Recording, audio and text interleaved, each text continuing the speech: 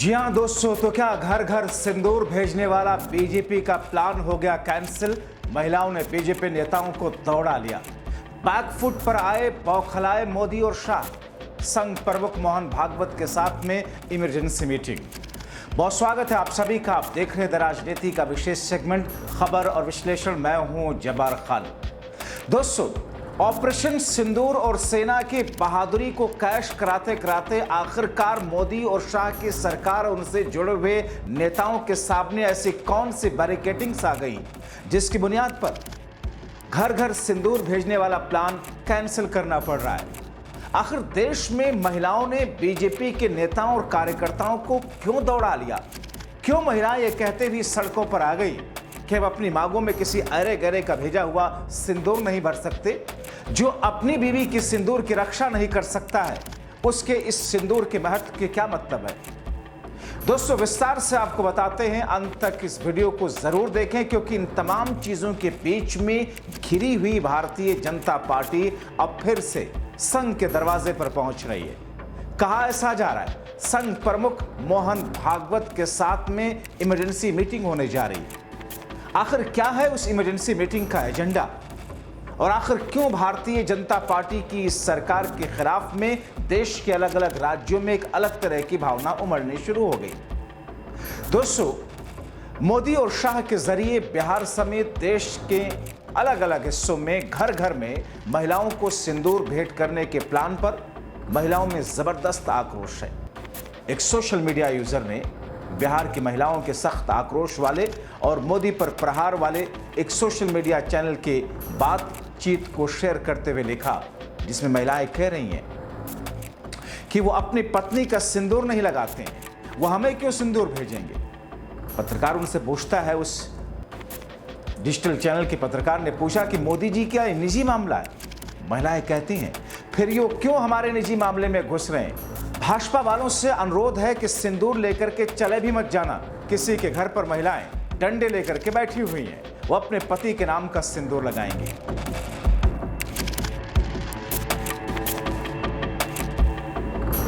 दोस्तों, उधर सुप्रिया श्रीनेत ने अपने एक्स पर मोदी और शाह और बीजेपी पर प्रहार करते हुए सख्त शब्दों के जरिए वार किया। उन्होंने लिखा, मैं ब्याहता हूं, एक बात जानती हूं, सिर्फ पति के नाम के सिंदूर से मांग भरी जाती है, वही सुहाग का प्रतीक है। किसी भी अरे गहरे नत्थु खैरे का सिंदूर नहीं लगा लिया जाता। कौन है ये बीजेपी वाले जो सिंदूर लेकर के आएंगे?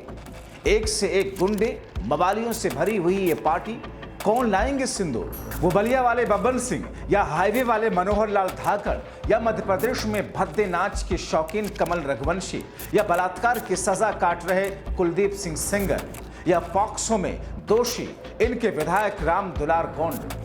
ऐसे लीचड़ लोग घर घर जाकर के अब आपकी बहुओं, बेटियों और पत्नियों को सिंदूर देंगे, क्योंकि इन्हीं जैसों से तो भरी पड़ी है पूरी की पूरी बीजेपी, और इन्हीं को तो दी है नरेंद्र मोदी ने ये जिम्मेदारी।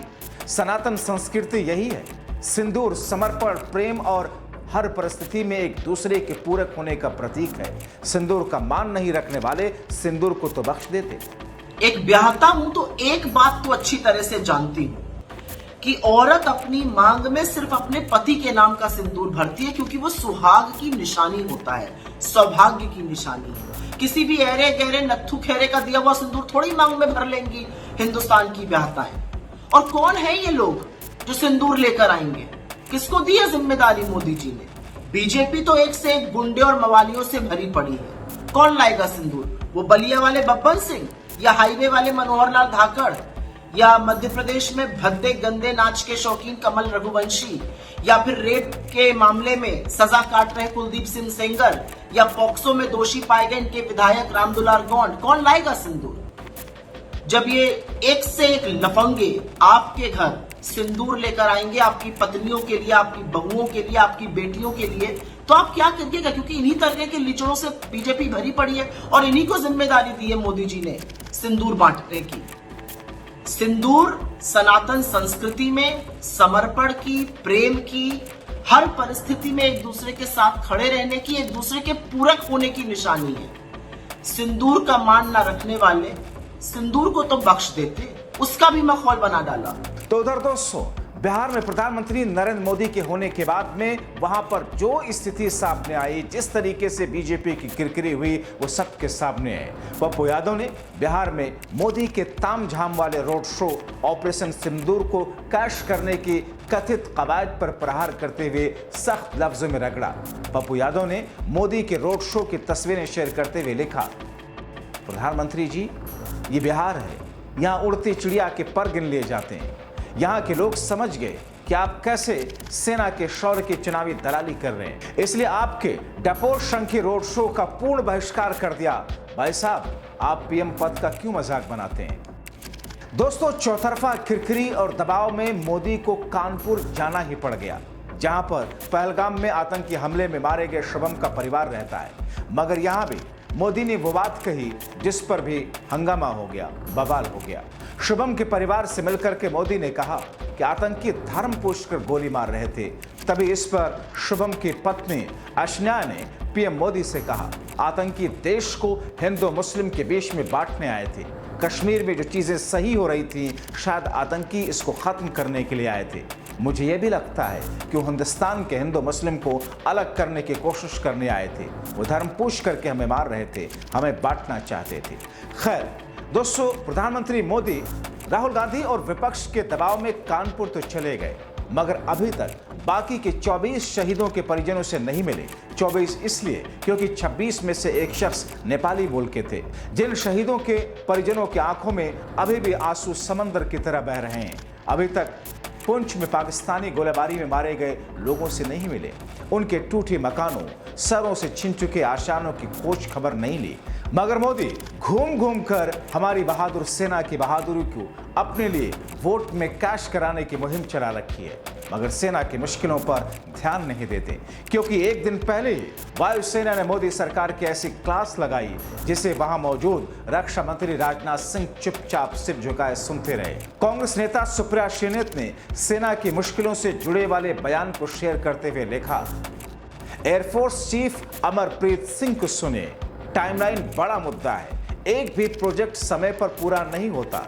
ऐसे वादे ही क्यों करने जो पूरे ना कर सके? कॉन्ट्रैक्ट साइन करते वक्त पता होता है हो नहीं पाएगा। तेजस फाइटर जेट की डिलीवरी रुकी है, ऑर्डर किए 83 जेट में अब तक एक भी नहीं मिला है। Timelines is a big issue. That is where that Vachan part comes in. So once a timeline is given, not a single project that I can think of has been completed on time. So this is something where we have to look at. Why should we promise something which cannot be achieved? While signing the contract itself, some of the times we are sure that it is not going to come up. But we just sign the contract. उसके बाद देखेंगे क्या करना है. Obviously then the process gets vitiated. मगर दोस्तों, बिहार में मोदी ने जो हुंकार भरने की कोशिश की, उसका असर राजनीतिक जानकारों की नजर में इस बार बेअसर सा रहा। उधर तेजस्वी ने मोदी के बिहार पहुंचने पर तीखी अंदाज में प्रतिक्रिया देते हुए कहा, अभी कूद कूद के प्रधानमंत्री आई है, अभी लिट्टी खाई है। अब बोली है कि लिट्टी हम डेली खाते हैं, बिहार का मेरा रिश्ता है। हम बोले कि लिट्टी आई है तो लालू जी उनके सत्तू सान के खिला दिए।